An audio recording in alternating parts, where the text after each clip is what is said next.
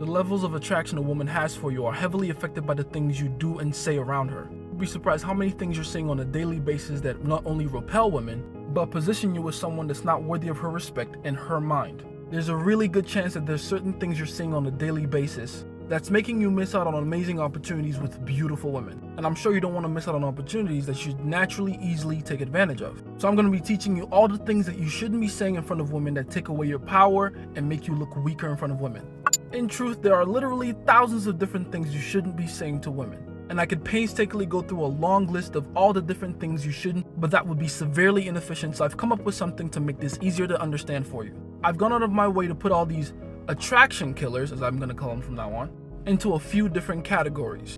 The very first category is something that seems innocent enough: self-deprecation. Self-deprecation, if used correctly and at the right time, can be a very powerful tool of attraction. If used correctly, it can show that you don't take yourself too seriously, which will always be an attractive trait to women. The problem is the way most men use self-deprecation.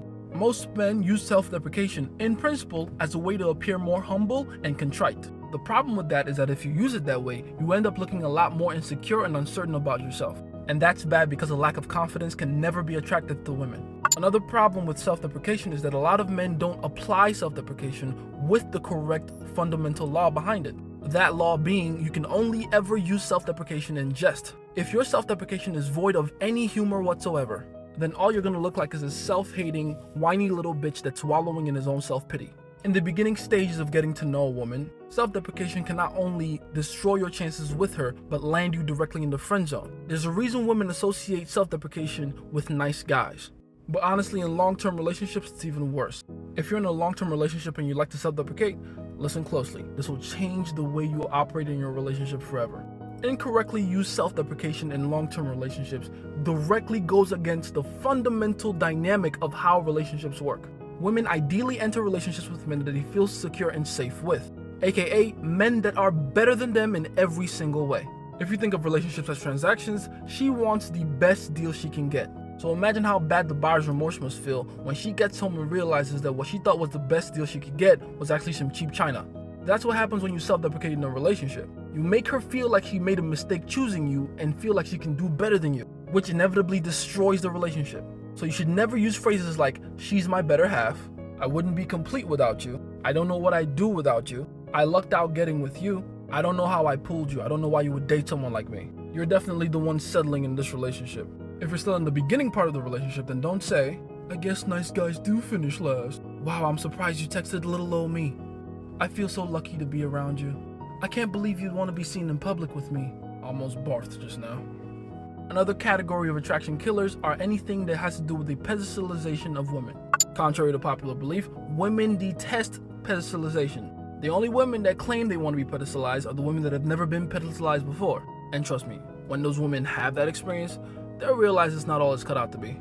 The pedestalization of women is not only an indicator of a lower class, lower value, weaker type of man, but is a massive burden of responsibility on women themselves. No woman in their right mind wants to bear the responsibility of pedestalization, because it's not realistic to maintain the image of perfection. So if you really think about it, anytime you do anything or say anything that pedestalizes women, you've effectively communicated to them in a very subtle way that you're not actually used to being around women. So as much as you've been taught throughout your life that women are beings that can do no wrong, you have to come to terms with the fact that you seeing them as flawless creatures does not serve you at all.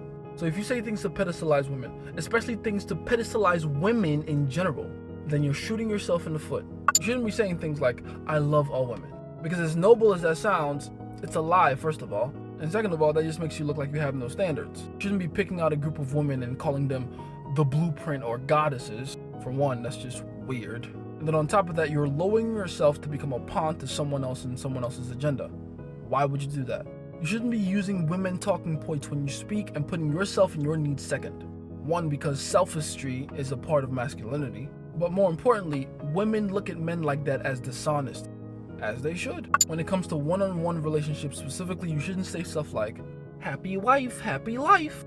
What's that? Bears with the boys? I have to ask the missus first. Babe, I'll do whatever you need me to do. Just tell me. I don't like it when we fight like this. What can I do to make this right? The pedestalization of women usually comes from a man's inability to handle large amounts of anxiety for a long period of time. Men naturally default to pedestalization because they can't handle the pressure of the anxiety that comes with having friction with a woman. The ironic thing being, women don't respect men that can't handle friction and anxiety. So make sure not to say stuff like, honey, you can do no wrong. I won't go if you don't want me to. I would do anything for you. It sounds like you're being supportive, but really you're just relinquishing your balls. Don't do that. Another category of attraction killers is seeking reassurance. Anything you say that tries to pull validation out of a woman will always make you look weak, because strong men don't require validation to function. They may use it as a litmus test, but not as energy. If you're constantly seeking her validation, asking her to alleviate anxiety from you, and constantly asking her to give you reassurances about your relationship with her, then you are weak. Anytime you say stuff like, do you still love me? How often do you think about me? When are you changing your Facebook status to in a relationship? So what are we? Where's this going? Look, as far as validation seeking goes, leave that to the woman. That's their job. And if for whatever reason you want some kind of reassurance, then you're the one to create it. Don't ask. Because seeking her validation is one of the best things you can do to project weakness. Women are not attracted to men that seek their validation and always want a constant reassurance. They want a man that is certain of himself, who is confident in his own abilities and doesn't need her to constantly babysit him to feel better about himself.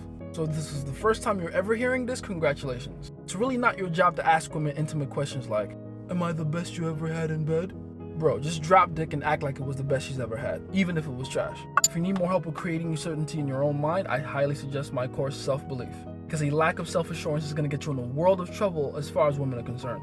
Move with confidence and stop seeking reassurance. The final category for attraction killers, and honestly the most powerful attraction killers, is giving women permanence and reassurance. Not to be confused with the last one, which is you seeking her reassurance in a relationship. This one has more to do with the over-distribution of your validation. It's making her feel like she can do no wrong and there's nothing she can do to jeopardize your relationship. Saying things like, I will always love you. I'm never gonna leave you. I don't know where I'd be without you. If you ever left me, I wouldn't be with anybody else. If you ever died, I'd never remarry. Are gonna make her feel like she doesn't have to do any extra work to get your approval. Or even worse, that your love is unconditional. Contrary to popular belief, you want your love to be conditional to women. Unconditional love is how women begin to misbehave in a relationship. When they feel like they can do no wrong, things go bad. You have to consciously let them know that there's things they can do that can make you want to leave the relationship permanently. If you keep talking to them like they hold a permanent spot in your heart, then they'll do nothing at all to try to secure it. They'll just continue to move with the confidence that you gave them. Confidence that they will always be a permanent part of your life. So you can't be telling her things like, I can't see myself with any other woman ever again. Even if you break up with me, you'll always be part of my life. You'll always be my best friend. Because you take away the urgency for them to act right for you and having them want to keep being a part of your life. You have to let them know that the possibility exists that you may never speak to them again. Without that possibility, there's no need to respect you. Well, there you have it. Those are all the major categories of attraction killers. I don't want you to go crazy trying not to say any of these things, but I do want you to become cognizant of mindful about what it is you tell women and mean. Learn to think of yourself highly so you don't end up subjugating yourself to anybody else. It's been Jace, your favorite scientist, and do with this information what you must.